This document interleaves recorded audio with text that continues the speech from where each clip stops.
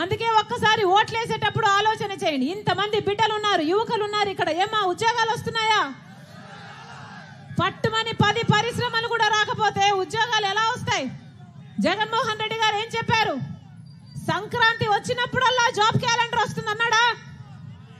ఎన్ని సంక్రాంతులు వచ్చాయన్నా? జగన్మోహన్ రెడ్డి గారు వచ్చాక 5 సంక్రాంతులు వచ్చాయి, పోయాయి. ఎన్ని జాబ్ క్యాలెండర్ వచ్చాయి? ఒకటన్నా వచ్చిందా? ఒక్కటంటే ఒకటి రాలేదు. జగన్మోహన్ రెడ్డి గారు ఆ రోజు 5 సంవత్సరాల క్రితం ఇలాగే మైకు పట్టుకొని ఏం చెప్పారు? 2,30,000 ఉద్యోగాలు ఖాళీగా ఉన్నాయి, నేను అధికారంలోకి వచ్చిన వెంటనే 6 నెలల్లో మొత్తం అన్ని భర్తీ చేస్తానని చెప్పాడే.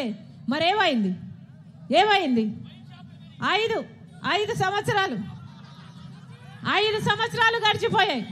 ఇప్పటికీ ఆ 2,25,000 ఉద్యోగాలు ఇప్పటికీ కూడా ఖాళీగానే ఉన్నాయి. మరి ఏం చేసినట్టు 5 సంవత్సరాలు జగన్మోహన్ రెడ్డి గారు? గుడ్డి గుర్రాలకు పళ్ళు తోమారా? గాడిదలు కాసారా? ఏం చేశారన్నా? ఆ రోజు చంద్రబాబు గారు ముఖ్యమంత్రిగా ఉంటే 23,000 ఉద్యోగాలు, టీచర్ ఉద్యోగాలు ఖాళీగా ఉన్నాయి. సిగ్గు లేదా చంద్రబాబు? 7,000కే నోటిఫికేషన్ ఇస్తున్నామని ఇలాగే మైకు పట్టుకుని అడిగాడు జగన్మోహన్ రెడ్డి గారు. మరి 5 సంవత్సరాలు తీరిపోయింది, ఇప్పటికీ ఆ 23,000 ఉద్యోగాలు అలాగే ఖాళీగా ఉన్నాయి. ఈ 5 సంవత్సరాలు ఉద్యోగాలు నోటిఫికేషన్లు రాలేదు. ఇప్పుడు ఎలక్షన్లు ఉన్నాయి అనంగా 2 నెలల ముందు ఇప్పుడు నోటిఫికేషన్లు ఇచ్చాడు జగన్మోహన్ రెడ్డి గారు. అది కూడా ఎన్నిటికి ఇచ్చారు? 23,000 ఉద్యోగాలు ఖాళీగా ఉంటే 6,000 ఉద్యోగాలకు ఇచ్చారు నోటిఫికేషన్లు వీళ్ళు. అంటే మెగా డిఎస్సి ఇస్తామన్న వాళ్ళు ఈరోజు దగా డిఎస్సి ఇచ్చారు. మరి ఏమనాలి వీళ్ళని? అది కూడా నోటిఫికేషన్లు ఇచ్చింది ఎప్పుడు? ఇప్పుడు. ఇక పరీక్షలు ఎప్పుడు జరగాలి? వీరి ఉద్యోగాలు ఎప్పుడు రావాలి? ఇది అయ్యేదా సచ్చేదా? ఇచ్చేవాళ్ళు 5 సంవత్సరాల క్రితం ఎందుకు ఇయ్యలేదు? 5 సంవత్సరాలలో ఎప్పుడు ఇచ్చి ఉండకూడదు? కనీసం కుంభకర్ణుడైనా 6 నెలలు నిద్రపోతాడు, 6 నెలలు పనిచేస్తాడే. మరి జగన్మోహన్ రెడ్డి గారు ఏం చేశారన్నా? 5 సంవత్సరాలు నిద్రపోయారు. ఇప్పుడు ఎలక్షన్లు ఉందనగా ఇప్పుడు ఒక దగా నోటిఫికేషన్ ఇచ్చారే.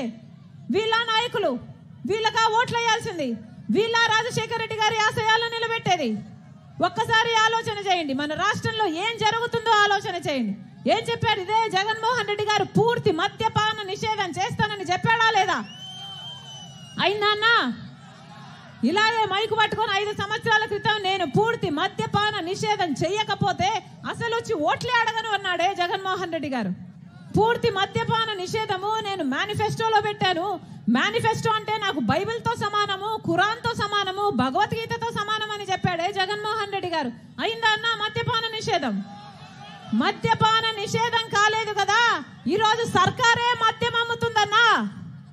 మద్యం మాత్రమే కాదు, ఎక్కడ చూసినా గంజాయి, ఎక్కడ చూసినా డ్రగ్స్. కంటైనర్లలో 25,000 కేజీలు కంటైనర్లలో దిగుతుంది మన రాష్ట్రంలో. ఎక్కడికి వెళ్తుంది మన రాష్ట్రం? వీళ్ళు ఏం అమ్ముతే అదే తాగాలట, ఎంతకు అమ్ముతే అంతకే తాగాలట. వీళ్ళు నాసిరకం మందు అమ్మిన భూమట, క్యాపిటల్ అట, స్పెషల్ స్టేటస్ అట, డిఎస్సి అట. వీళ్ళు ఏది అమ్ముతే అదే తాగాలట.